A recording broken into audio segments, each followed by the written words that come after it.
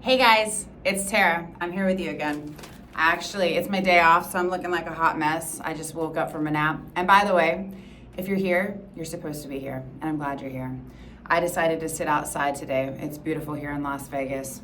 And I just got a message that just put a really big smile on my face. So anyway, today we are going to be discussing mind-body connection. It's somatic awareness and embodiment. So I've been, over the last couple of lessons, we've been going over the emotional body and why we need to listen to it. We've also been going over the inner child and how we need to be healing there. And so we're going to be talking about the mind-body connection and why that's important. And then just real quick, so the next week we're going to be going into spiritual grounding and energy hygiene.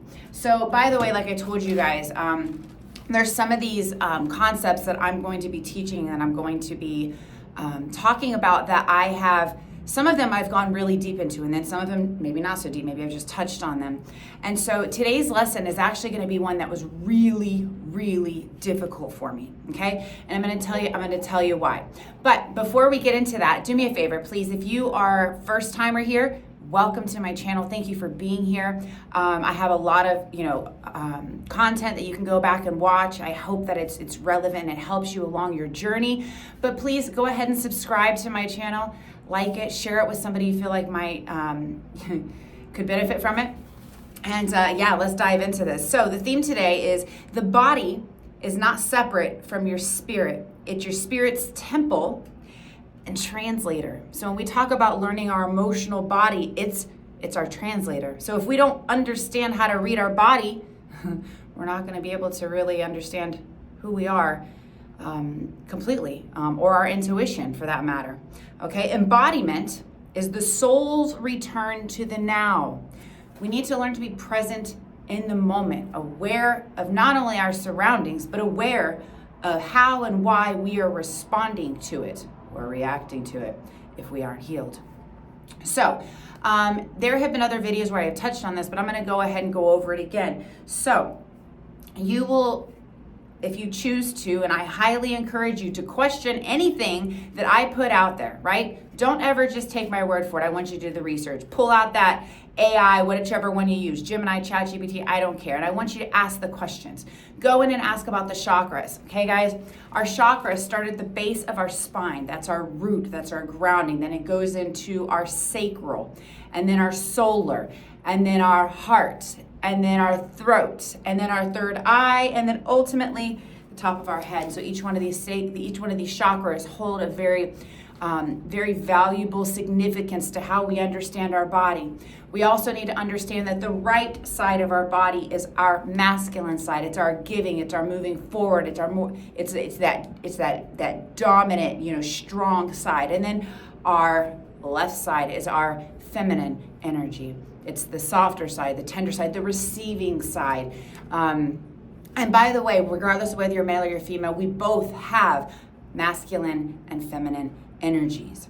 And so when we are more giving, we are using more of our masculine side. When we are receiving, regardless of what it may be, spiritual messages or receiving in general, it's more of our feminine side. And so we have to learn how to balance these. And if you've been listening to me for any amount of time, you will understand that my masculine side has been more dominant most of my life because I had to protect that little precious tender girl that was hurt so immensely when she was younger. But through my healing, I've learned to protect her, and I've learned to also let her out in vulnerability, because you know what? I've also learned that's where I'm able to receive the love that I truly eagerly desire and want. And so anyways, all right. So with that tidbit of information, let's move on. So the core focus is going to be deepening the awareness of bodily sensations and its relationship to emotional mental states. And then also cultivating presence through sensation, not just thought. So the reason why this particular lesson, and that piece of hair right there, that's from sleeping. The reason why this has been so hard for me is because I grew up with people telling me things, and then I felt like they were off. But logically, logically what they were saying made sense, right? Textbooks or whatever you're being taught, whatever. Logically, it made sense, but then it fell off. So who's right? Is the logic right? Or was me feeling the off feeling right? I don't know. We got to weigh that out. But the more we heal and the more we understand that our body, our intuition is telling us truth, then honestly, it starts making sense logically as well. But I had to get past that. Plus, I was married to a gentleman. Let me tell you something. My ex-husband, he's brilliant. He really is. He's a very, very smart man. But he has allowed his brain, his logical brain, in a sense, lead him. And he was not in tune with his emotions. And honestly, that's ultimately what, why our marriage ended up coming to an end. That amongst several things. But with that being said, I logically, because I've studied philosophy, I've studied logic, I've studied all these different things. Logically, it was like, well, why do I feel off? Or why? That doesn't make sense. So just suppress those feelings. But the more I've opened up my mind to understanding my body, and I've learned to trust my body, trust my intuition, I am finding that this is actually the more logical thing. Okay? So let's move forward. All right, so deepening the awareness of bodily sensations. So if I walk into a room that seems like everybody, looks like everybody's fine, but I feel this thickness that something's off, that there's a tension, but everyone's going, oh, it's fine, nothing's going on here, but you're like something's off. Listen to that, because even though logically with your eyes and what people are telling you makes sense, your body's telling you otherwise. And I'm going to tell you, every single time that I've had a scenario like that happen, I have later found out that I walked in after something very intense happened, and or there was a conflict that was going on between people that nobody else knew about, right? Because not everybody is as sensitive to these energies or to those things. They're not sensitive to their bodies. Once again, most people are distracted by the brainwashing we've all endured throughout our lives, whether it be the educational system, whether it be our upbringing, our environment, whether it be whatever the fuck it is. It's what people don't listen to their bodies. It's like, oh, well, that guy said it, it must be true. Get out of here. Anyway, so we have to learn to listen to our bodies because in our healed selves, the majority of the time, actually, it's always correct. It's always correct. We're the ones that are off. So we have to heal our minds and our emotions in order to be able to understand what it's telling us. Cultivate presence through sensation. At the end, we're going to go over this. I'm still learning. This is something I really, really started learning probably about 6 months ago, okay? And it kind of freaked me out. When my body started really speaking loudly and I was like, what is going on? And I started paying attention and I started understanding, like, it's been a process for me. So this is something I'm still learning myself. This is not something I have mastered. I haven't mastered anything, by the way. I'm just really good at a lot of things because it's something I've been doing for a while, and I'm going to continue learning and growing. There is not a destination. It's a process. It's a journey. There is no destination. So, core teachings. What is somatic awareness? It's awareness of inner bodily sensations and how they reflect emotion and energy. Like I just said, that tightness in your chest. Where are you feeling it in your chest? It's the heart.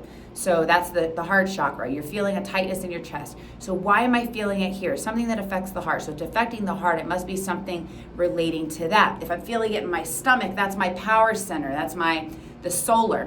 So that's my power center. So I'm feeling it in my stomach, I must potentially feel powerless over something and or powerful. And you have to learn the different sensations. Is it gut-wrenching or is it kind of like a yeah? You have to learn how to feel that. Am I feeling it in the left side of my body or am I feeling it in the right side of my body? Am I giving my power or am I receiving power? So the body speaks in pulses, contractions, heat, and flow, not just logic, right? So contractions. A woman having a child, she's having contractions. Her body is telling her, hey, we are about to have a baby. Or there's contractions in sex. You're having an orgasm. You're having contractions. Your body's going, yes, this feels good. You have to learn the different sensations of your body. So different contractions mean different things. Heat and flow. That's just one example. And I can't tell you what it is in your body. I know what it feels like for me. But I'm still learning a lot of that within myself. So I can't tell you specifically what it is for you. Not any two people are the same. Now, what you experience and what I experience can be similar, but it's not going to be exactly the same.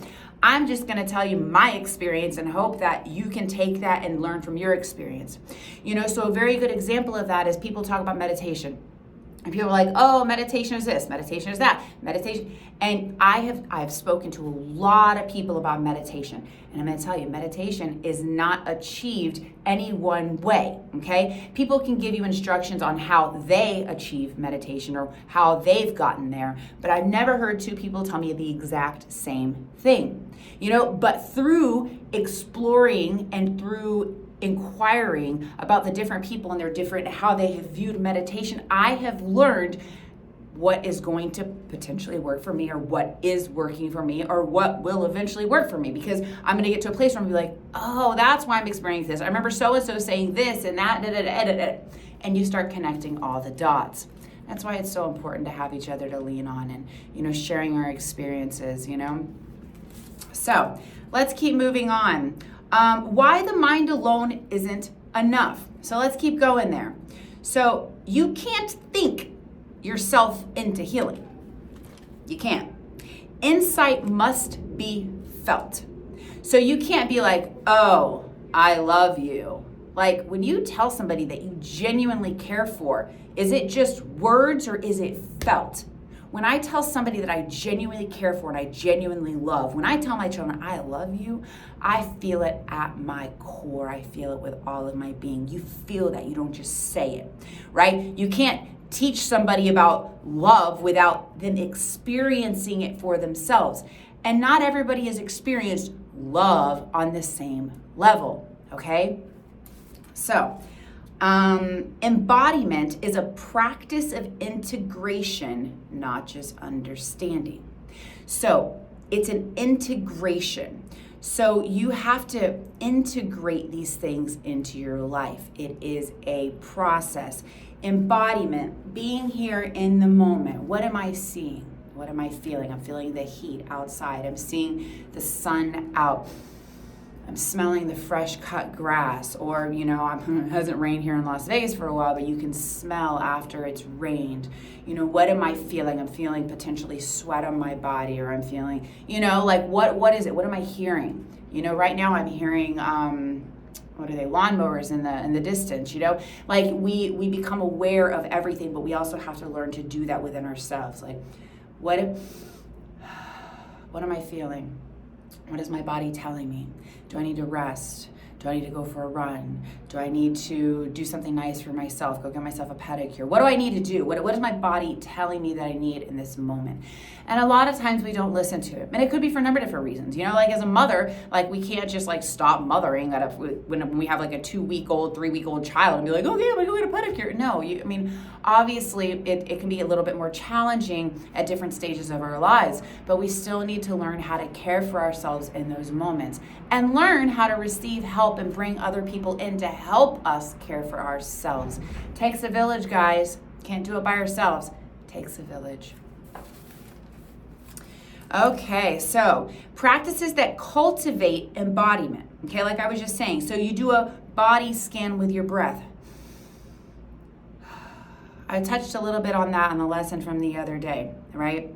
But you can scan through your body, like where am I feeling pressure? Where am I feeling tense? Where am I feeling, where am I feeling good? Where am I feeling lightness? Where am I feeling pain? Why do I have a headache? Why does my throat hurt? What do I need to do for my body? You have to practice those different things. So movement meditation, slow, intuitive movement. I think that's why, yoga is such an important practice amongst spiritual circles, because it's slow, intentional movement.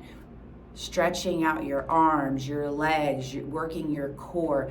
You are really literally scanning your entire, but when you're doing those, it's like you want to feel each one of your tendons and muscles contract or release. And really, it's being present in the moment. It's embodiment. It's learning how your body works. And so, keep moving on. And then touching your body with intention.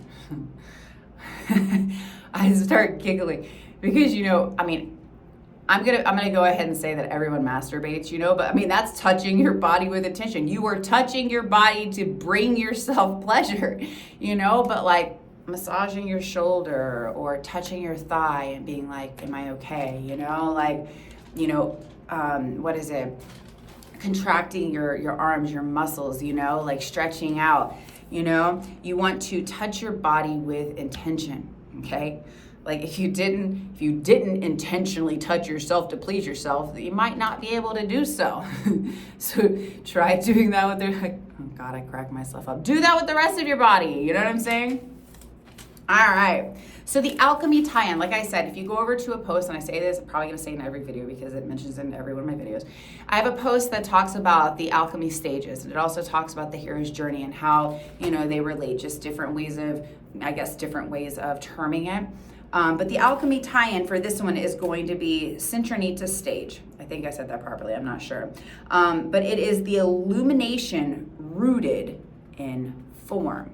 The illumination rooted in form. Like I said, I'm still learning about all this. So if there's something that is unclear to you, Google it, AI it, do whatever it takes for you to bring that understanding to yourself.